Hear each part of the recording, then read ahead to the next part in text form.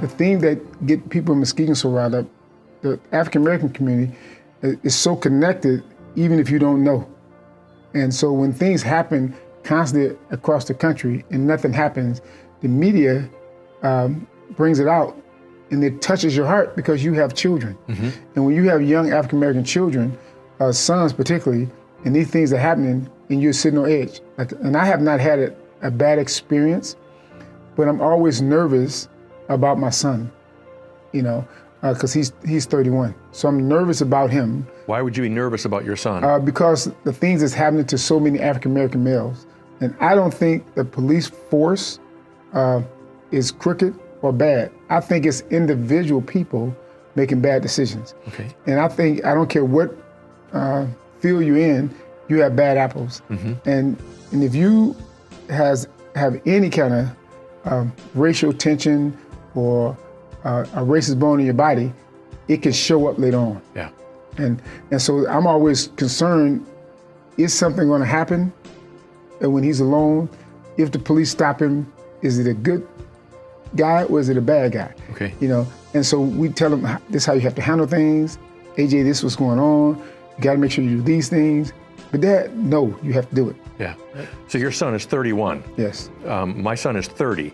I've never had a conversation with my son about how he needs to behave around police officers, because I've never felt like my son would be any danger around any authority figures. I've never had to say to my son, if you get pulled over by a police officer, do this and this, other than telling him, well, don't forget where the license and registration is, dude. It's in the glove box. That's where I put it for you. So he knows that, but he doesn't have to deal with anything else there. So. Yeah, and we have to have that conversation, because when it happens often, and it has happened so often, we have so many stories in the Black communities across the country.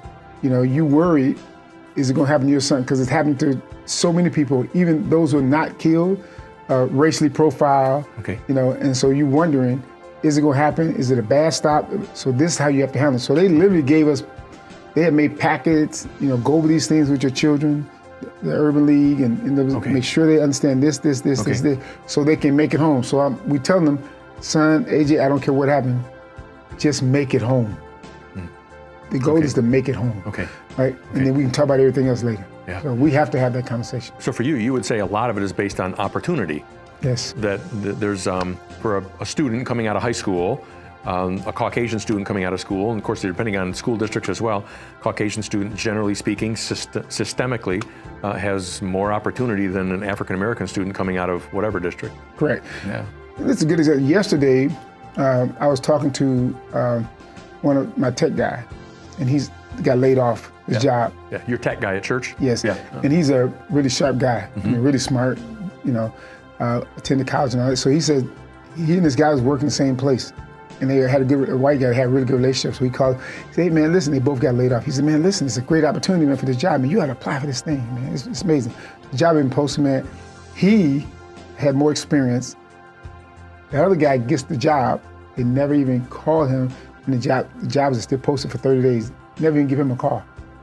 And the other guy, they both were side by side. He said, man, you got to get this out. It's a great opportunity. Gave him the link and everything.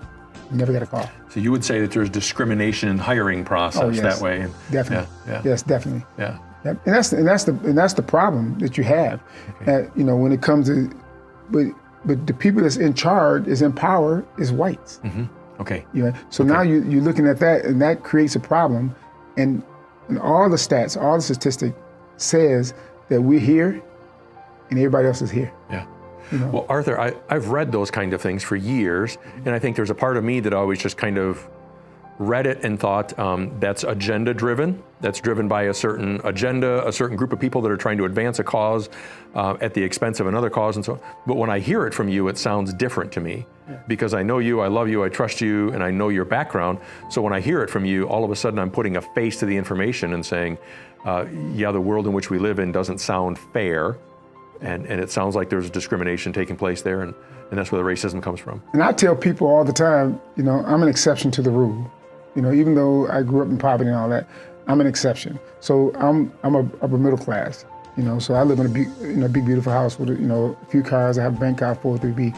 But the majority of people that are around me don't have that.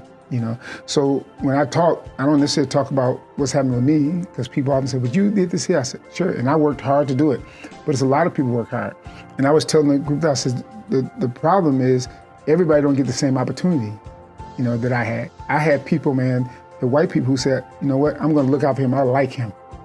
Well, Kingdom Embassy, your congregation is a largely African-American congregation. Correct. Yeah. How does your congregation see all of this racial unrest that's taken place in the world today? How do they perceive it? It's split, you know, so some of them are really, really angry. But I teach a lot about the importance of kingdom work. And I teach that racism is really a sin.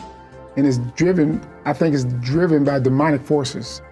And I teach that it's good versus evil, right? And the reason I do that, because I know too many people that's Caucasian, that's really good kingdom people, right? And we wouldn't be where we are if it wasn't for those people, man, who were kingdom minded.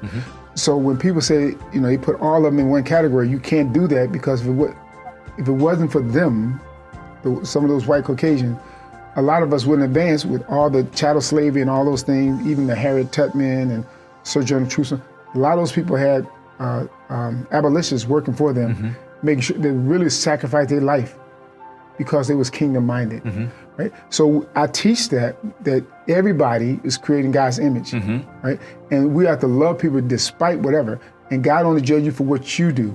So you have to always walk in righteousness. I don't care what's happening, you know. So, and I talk about that all the time. And I do that because of racism and because of things that's going on. And if you do that, then God works on your behalf. Even though it's still happening, you know, God can use you to be a blessing. And if he can get you to have a relationship with one person, you know, if I build a relationship with Mike VanKampen, then they give me a relationship, man, with Fellowship Reform.